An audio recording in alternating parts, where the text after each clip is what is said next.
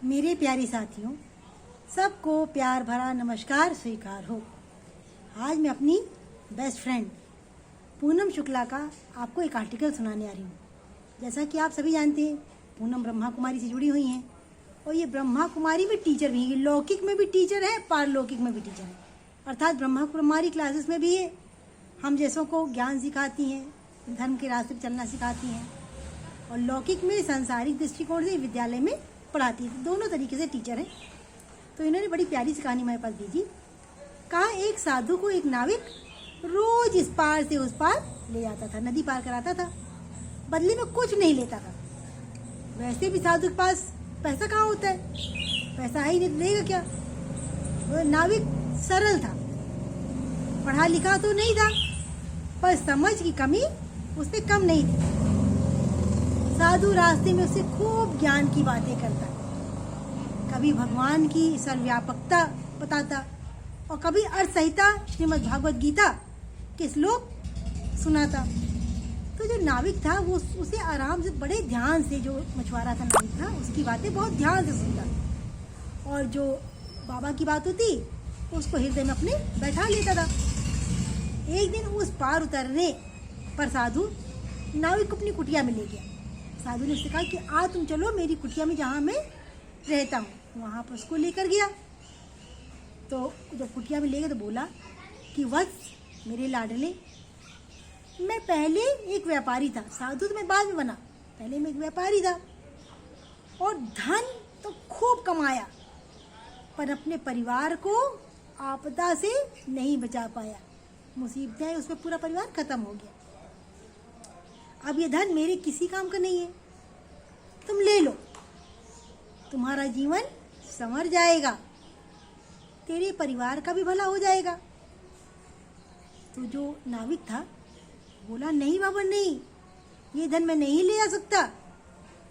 मुफ्त का धन घर में आते ही आचरण बिगाड़ देता है, कोई मेहनत नहीं करेगा, आलसी जीवन लोभ लालच और पाप बढ़ाएगा।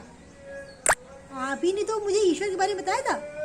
मुझे तो आजकल लहरों में भी कई बार वो नजर आता है। जब मैं उसकी नजरों में हूं तो फिर अविश्वास क्यों? फिर मैं अविश्वास क्यों करूं? मैं अपना काम करूं और शेष उसी पर छोड़ दूं। प्रसंग तो समाप्त हो गया, पर एक सवाल छोड़ गया, इन दोनों में से साधु कौन था? एक वो था जिसने दुख आया तो भगवा वस्त्र धारण कर लिया, संन्यास ले लिया, धर्म ग्रंथों का अध्ययन किया, याद किया, समझाने लायक स्थिति में भी आ गया कि वो दूसरों को समझा सके, फिर भी धन की ममता नहीं छोड़ पाया। वो सुपात्र की तलाश करता रहा कि कोई योग्य व्यक्ति मिले तो उसको ही ये धन दूं, और दूसरी तरफ वो निर्धन नाविक, सुबह खा लिया तो शाम का भरोसा नहीं कि भोजन मिलेगा भी कि नहीं, फिर भी पराये धन के प्रति कोई ललक नहीं। संसार में लिप्त रहकर भी निर्लिप्त रहना उसको आ गया। भगवान नहीं पहना उसने, गेरुआ वस्त्र उसने धारण नहीं किया, संन्यास भी नहीं लिया, पर उसका ईश्वरी सत्ता में विश्वास जाग गया। तो वास्तव में वैरागी कौन, वो साधु या वो नाविक? तो अपनी अपनी जगह दोनों ही साधु थे। तो पूनम शुक्ला की ये कहानी आप लोग को कैसी लगी? इसमें देखो, इन्होंने एक बड़ी अच्छी बात कही कि जो मुफ्त का धन आता है तो घर में वो प्राणियों का आचरण बिगाड़ देता है, कोई मेहनत ही नहीं करेगा, तो आलसी जीवन लोभ लालच और पाप बढ़ाएगा। हमने देखा बहुत से घरों में, एक प्रसंग हमको याद आ गया, सोचते सुना दूं आपको। एक हमारी फ्रेंड थी, उसकी शादी हुई तो उसकी ननद उससे कहती, अरे बगल वाले को देखो, उसके घर में बोरे बोरे भरकर के हल्दी मिर्चा धनिया तक आता है, उसके माता पिता आते हैं, राशन पानी सब भर जाते हैं, रुपया पैसा दे आते हैं।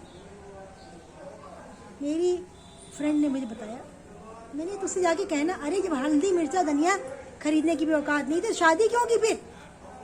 तो जिसको मुफ्त की खाने की आदत पड़ जाए वो मेहनत करना नहीं चाहता। और यकीन मानो बच्चों, यकीन मानो मेरे साथियों, जो भी हमेशा पराये धन पर नजर गड़ाए रहता है, किसका बाप मुझे ये दे दे, उसका बाप मुझे वो दे दे, मैं यहाँ से पा जाऊँ, मैं वहाँ से मार लाऊँ, उसके बच्चे कभी अच्छे नहीं बनते और कभी उसके घर में सुख शांति आती नहीं। सारा पैसा उसका डॉक्टर वकील ही लेके आते हैं। मेहनत की कमाई में बेटा बहुत बरकत है। ये बहुत स्लो प्रोसेस है, बहुत धीरे धीरे चलता है, लेकिन इसका अंत बड़ा सुखमय है। कहते हैं नियम धर्म संयम अगर सब में होता तो सब धर्मी बन जाते। नरक में वास करता कौन, कीड़े किसको खाते। तो भाई मैं इन्हीं शब्दों के साथ अपनी वाणी को विराम देती हूँ। सबको टाटा बाय बाय।